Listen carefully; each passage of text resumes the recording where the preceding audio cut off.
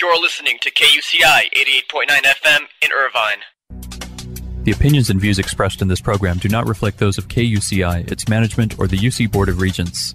To find out more about this talk show or other talk shows broadcasting on KUCI, log on to our website at kuci.org or check out the latest program guide.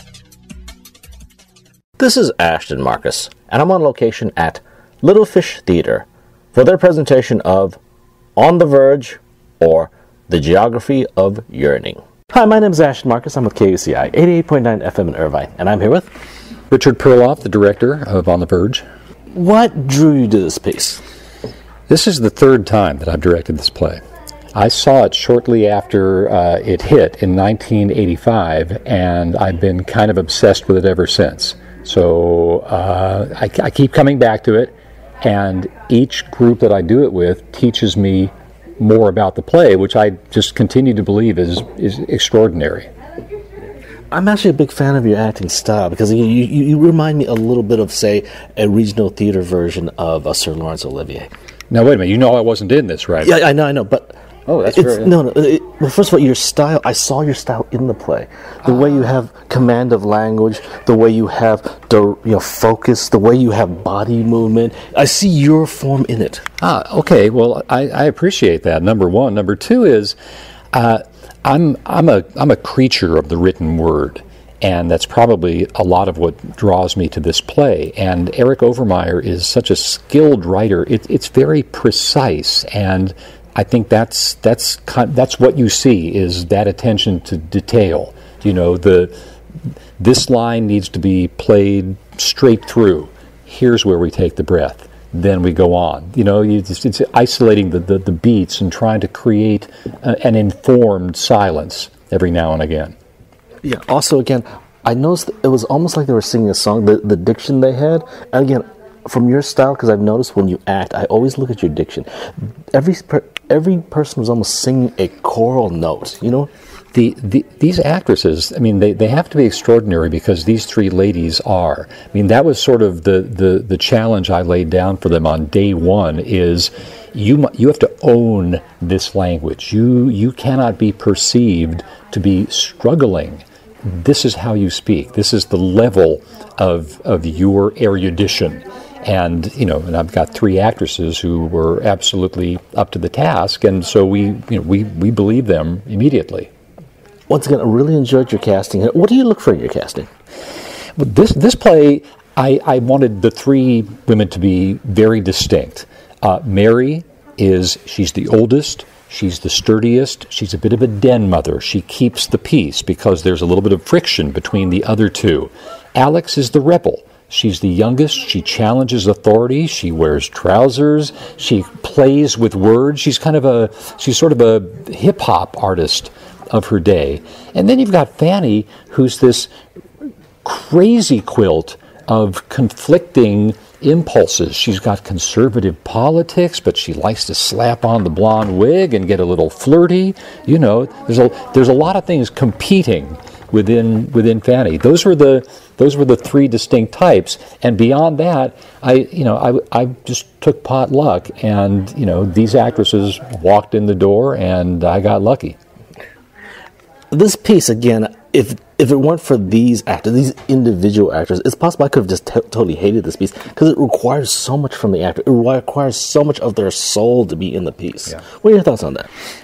I think that one of the things that I knew coming out of auditions was that I had put together a company of 4 actors, the 3 women and my most versatile male actor, who were equally enamored of the play as I was. They really signed on. So I never had any qualms about that. I knew that they would do what was necessary to rise to the level of the material. Once again, I really enjoyed the piece. A piece that's very challenging. It took me into another world, and that's very difficult to do in theater, because you can't bring Africa on stage. You can't bring elephants on stage. That's what I love about this play. I mean, this play was built for a space like this, because you cannot show those things in any realistic way. You really have to encourage the audience to piece out our imperfections with your thoughts, as the chorus says in Henry V. We need you to play your part and give us the benefit of your imagination. I've said that to a few other plays before. Basically, when they have to do something weird, like take a person to Mars, I said, you have to bring your imagination. This case, you didn't have to do that. The actors drew you into it. They actually focused you in with their words, with their body movement, with their expression. They actually were the ones who actually focused you. You did very light work when it comes to bringing your imagination. Well, I appreciate that. Look, I mean, this play still has that effect on me, and I'm delighted to know that it still works on audiences that way. Once again, I really enjoyed the piece. Thank you very much for being on the show. My pleasure. Hi, my name is Ashton Marcus. I'm with KUCI 88.9 FM in Irvine, and I'm here with Don Schlossman. I have been acting for almost all my life. I started acting when I was 4 years old, and I've been doing. I got a degree in theater, and I've been doing a lot of theater my whole life. What was your part in this piece? Well, I play everyone that the three ladies meet. There's three lead actresses, and they travel through a lot of different places and times, and I play everyone that they meet. Yeah, you're actually kind of the man of a thousand faces, kind of like in some forms of theater, you would be the Harlequino, or you just be basically the roadmap, the travel guide who takes you through the entire piece. Yeah, I'm like a signpost as they keep traveling through. I keep turning up in different guises and a lot of different wigs, and it's a lot of fun. Yeah, actually, tremendous amount of acting. Being able to switch on a dime. I thought you were fantastic. And again, I always compliment that type of actor because you got to play like 20 pieces. You change on a dime, different characters, different voices, different movement, different style. You have to bring someone to a different era just by your acting. I'm now in New Jersey, and I'm acting in New Jersey. And the only way you have a signpost is through your acting, and it was done wonderfully. Well, thank you very much. It's certainly a challenge, and there's 8 different characters that I play over the course of the play, and while the costumes help, I do make a point to try and really differentiate my physicality and my vocal tones and speech patterns to help differentiate for the audience who each of the characters are. So my viewers decide to come by and see this piece. Oh, what should they expect to see? Well, it's a very smart play. It's heavily based in language and ideas, and the characters are very rich. The three, you don't really often see plays with 3 strong female leads, and it would pass what if people are familiar with the Bechdel test. This play passes it with flying colors. So and anyone looking for a play with kind of contemporary themes and strong feminist message, this is a good show for you. Yeah. I definitely agree. I enjoyed it, and also again, you don't see great female acting just because there are no. I guess I hate to say this, but there are very few great female parts. So again, great female parts, but also I don't think it was just a play for women. It was also a play for men. And I should also comment, you can bring children here, because I can't say that about a whole lot of theater, that you can bring children there. You can actually bring children to this play too. Yeah, definitely, and I would agree that there are certainly fewer great roles for women than there are for men. And but as far as children coming to the show, there's if they've got an advanced vocabulary, then yes, they could enjoy it. But there's certainly nothing off-putting or that wouldn't be suitable for families. Once again, I really love the piece. I really love your acting in it too, because again, obviously, if you're going to play 8 pieces in a role, it's very challenging. You're very skilled, and I actually enjoyed every single character you played. I can't think I thought one of them was boring. Even the kid who's in the garage. You think the guy just said a couple of lines there, but you really played a real teenager kid, and you really did that part really well. If you can do those parts really well, obviously, I love the other parts you did, where you played interesting characters of foreign descent and of cannibalism and other things like that. Yeah, I was awfully thrilled to be offered the part. My teenage years are long behind me, so for him to have the faith that I could, give the sense and energy of a teenager was really gratifying to me, and it's an incredibly challenging piece, and I'm really thrilled to be able to be a part of it. Okay. Once again, I really enjoyed the piece. I really loved doing this. Thank you very much for being on the show. Thanks so much. Hi, my name is Ashton Marcus. I'm with KUCI 88.9 FM in Irvine, and I'm here with Prisciliana Espadolini. I am originally from San Francisco, born and raised, and have been working in the Los Angeles area professionally for the last 12 years now. Primarily television, film, and I try to do a show at least once or twice a year just to keep the muscle going, and this show is definitely working that muscle for sure. which character did you play? Oh, I played the role of Fanny Cranberry. She is one of the experienced trekkers of the group. She is married, but she has chosen to leave her husband behind, and not behind. He's okay with her going and exploring the world, but she leaves him behind so that she can continue to discover herself and who she is. She can be a little contained.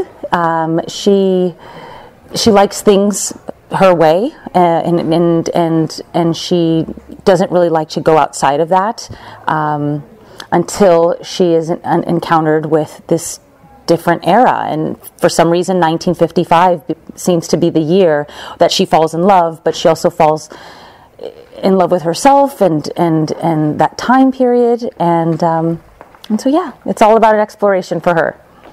I thought she was very progressive for her time, and actually for any time. Yeah. For any time, she would have been a visionary. Right. I also found her a bit of a romantic also. Yes. I think the wig brings that out in her quite a bit. It's I don't want to call it her alter ego, but it's a moment and a time for her to really express that side of her, that flirtatious side that she may otherwise not be able to do back at home or even out in public. So it gives her this sort of this persona that she has lodged, deep inside of her, but she can bring it out once that wig comes out too. Yeah. If my viewers decide to come by and see this piece, what should they expect to see? They should expect to see three women who are on a journey, and there's adventure and excitement and exploration and newness. There's a lot of, because they come from 1889, everything that they are encountering, which may be new to, the audience knows about, or they know the historical references, but they don't. They're discovering them along the way. And that part, I think, is very exciting. I love the command of language that the actors had. Yes. Let me tell you, that is an exercise. This script, Eric Overmeyer's script, is an exercise in language. It's a workout. It is going to the gym for hours, and just really understanding the language. I would honestly say that this script, this play in particular, is just as hard or as difficult as maybe a Shakespearean script. Words that you think you may know, or that I thought I knew, had a whole completely different meaning in this particular play. So yes, it was definitely a workout, needless to say. Actually, the way it was formed, I actually enjoyed the meter, much like a Shakespearean meter, but in a different way. It actually gave me focus too, because every now and then I get something real abstract where I'm taken to another world, right, or another time. You can lose focus because your mind wanders, something like that. The language kind of kept me in focus. It forced me to be in the story. Right. I just couldn't get out of it. I just couldn't, Right, and then it also brings you back to just going back to school. You're like, oh yeah, Ike and Teddy Roosevelt and all of that. The history that he applies to the script, I think, will be a nice reminder for the audience. Just be like, oh yeah, I remember when that happened, and I remember Nixon, and I remember some of those stories. So I think it is a lesson in history for these characters, but for the audience, I think it will be a nice reminder to relive some of those moments that happened in the United States. Okay. Yeah, once again, I really loved the performance. Thank you. Yeah, thank you very much for being on the show. It was a pleasure meeting you. Thank you. Hi, my name is Ashton Marcus. I'm with KUCI 88.9 FM in Irvine, and I'm here with Holly Baker Kreisworth. I play Mary in this play. I'm a company member here at Little Fish Theater. I direct a lot of the time, but this year I've gotten to act a lot more, and this role is the challenge of my life. Great, and which character do you play? I play Mary, who is kind of the ringleader. Sometimes she's definitely the oldest. She's not married. Her whole life has been tramping around and going on adventures. I think Mary is just all about doing what is pleasing to her. She's an equal opportunity person. She likes, I think we discover she likes men, she likes women. She will go anywhere in the world as long as there is something interesting to see and talk about. And she believes herself to be a teacher, so she will always have a story for a teachable moment. At times, sometimes I think the characters, that the three women were very identical with each other, but in a sense, it's like they're part of a chorus, so they have to be very similar, but they were different in a ways. One of them was definitely the leader, another one was definitely the romantic, another one was definitely the visionary, the child, just going out there and seeking the world. Correct, yeah. We have to all come together in some ways, otherwise all you're going to have are these disparate people on stage. They all have this wanderlust, they all have this need to go out and see the world, but we all experience it in different ways, and we all learn different things from it.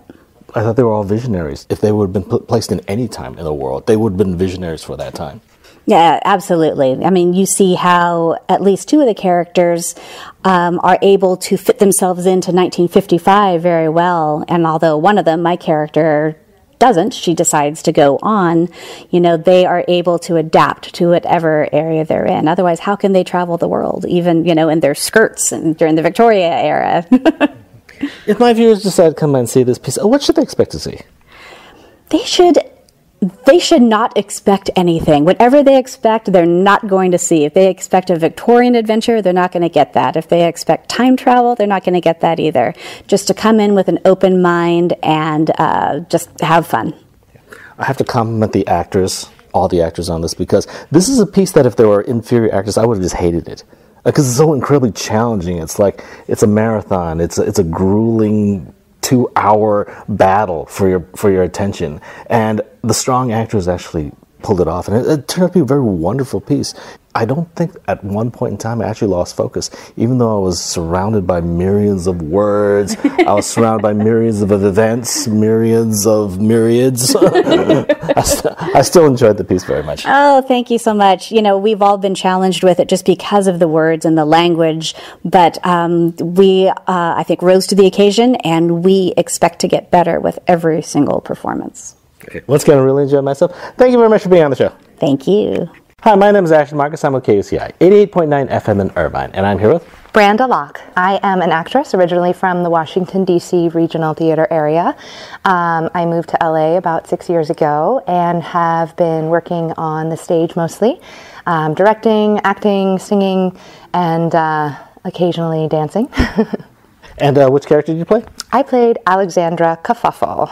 I think Alexandra is a very energetic, very spunky, very progressive, and fearless character. When I read the script, I really admired how brave she was. I don't even think she thinks of herself as brave, because she just is so willing to jump into the next adventure. For her, life is one great adventure, and she enjoys figuring it out as she goes. If my viewers decide to come and see this piece, what should they expect to see? Well, then they should expect to see 3 Victorian lady trekkers speaking some lovely, rich Victorian language, trekking through terra incognita together, all with very unique individual personalities, watching them kind of find their connections with each other as they go through jungles and Himalayan mountains and fording streams, and just meeting all sorts of various characters played by Dawn. And then eventually traveling through time into the future. I really enjoyed this piece. One reason is because I'm a radio guy, right? And this was words. It's very dominant in words, in the way you pronounce things, like storytelling.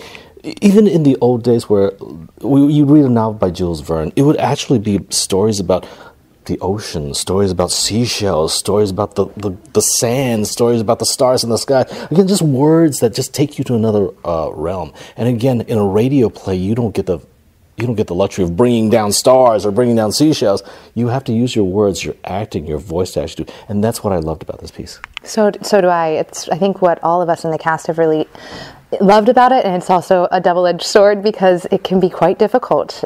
So many of these words are not in the common vernacular today, And I know when I first came to the very first read-through, I I felt quite silly because I was saying things I did not know what I was saying, and the dictionary and the pronunciation, the International Phonetic Alphabet were our best friends. But once we learned what they were, it was much to us, or to me, like Shakespeare, just using some of that archaic language, figuring out what it means, translating it into your own head, and activating those words. And they're so rich. It's such a shame to see how so many of them have fallen by the wayside. And that's one of the reasons why I love this play so much. Just getting to, like you say, activate the language. Another compliment I have to give you is on the dancing. Even though the dancing was very understated, it didn't have a whole lot of pieces, there was a West Coast swing that actually was done very well as a rock piece that was done very well. It's like you had very skilled dancers who basically didn't do that many dancing, but when they were called upon, it was actually very excellent. I got very lucky. It was a lot of fun to choreograph, both Dawn and Press. I didn't know what their dancing skills were, and I knew when Richard had given me the piece that they were going to dance to, I wanted to do a slow Lindy West and incorporate a couple of East Coast steps into there. And they just picked it up so well, and they made it really smooth and sultry, the way that we were kind of envisioning the style of it. The rock was, for me, just a fun little thing to put together and bebop to. Well, once again, I really enjoyed the piece. I really enjoyed you in it also. Thank you very much for being on the show. Thank you. On the Verge, or The Geography of Yearning, will be playing at Little Fish Theater from September 28th to October 19th. For more information, go to www.littlefishtheater.org. This is Ashton Marcus, and I'm on location at the Gem Theater for their presentation of Cabaret. Hi, my name is Ashton Marcus. I'm with KUCI 88.9 FM in Irvine, and I'm here with Damian Lorton, Artistic Director of the Gem Theater with One More Productions. And what did you do tonight? I was the director of Cabaret. Right after the first act, I was so speechless. I wasn't expecting this. This was actually one of the best. This was the best performance I've seen played here. Oh, well, thank you so much. You know, it's such a beautiful story, and a story that needs to be told, and is a story that needs to be told at this point in our lives. And we have had the opportunity to have amazing choreographers and directors and designers to be able to tell this story, and the actors have just lived this moment. So thank you for that, yes. You know, when I first started covering the Gem Theater about 3 years ago, first coming in here, I knew that it had a lot of potential. This place had a lot of potential. The live music, the actors that you chose, the size of the scope of the performances, the huge cast that you would always have. It drew me to this place, and I just knew there was a lot of potential. But I think you finally reached to the point where this is actually a professional level performance. Well, thank you. You know, and that's the thing, is that with any small theater, as it grows, every show should get better, and every step should get better. And that's where we are. We unfortunately can't pay, and we're not equity, and we don't have this. But we are creating a place for the actors who are going to be professional tomorrow to have a place to learn and work their art and be here today. And that's what we're striving for, and that's the important thing. And we're here to tell a story. We're here to be present in our county, and we're here to represent the arts and to give people a home to really hone their skills so they can move on to the next level. What do you like about the story of the Cabaret? Well, I love Cabaret for a couple of reasons. I love the fact that it's Canner Neb. You know, how can you beat a score like that?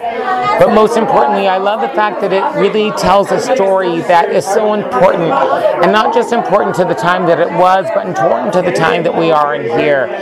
It tells a story of humility. It tells a story of realism. It tells a story of struggle. It tells a story of love. It tells a story of strife. And it's such an important story to be told at this point in our lives right now. I also love your cast. Again, your cast is professional level, from the lead actors actually down to the ensemble, to the orchestra, to the makeup artists, to the dressing room, to the stage carpet. They're all professional level. What did you look for in your casting in this show? I looked for people who were passionate in their art. I have amazing staff. We can teach people to dance. We can teach people to sing. We can teach people to play. What I look for is something that is passion, something that's internal. And if you can deliver that, we can create the rest of it with you. My review of the performance tonight was, again, professional level. Cabaret is a bit of a sad story, so look for that when you come in. Catchy songs. I love the orchestra and all that. I love the costume and the atmosphere that you set up. It was so unique that I've never really experienced. So I really don't even know how to describe it.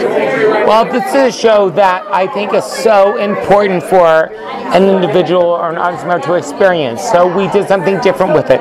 You know, we took our house from 158 seats a night, we took it down to 86 seats a night, and it's all built out. But for you to experience this and to have a real opportunity to see cabaret the way that we think it should be told in an immersive concept, we created that. So for us, and that's one thing we do here at One More Productions at the Gem, is it's about the art.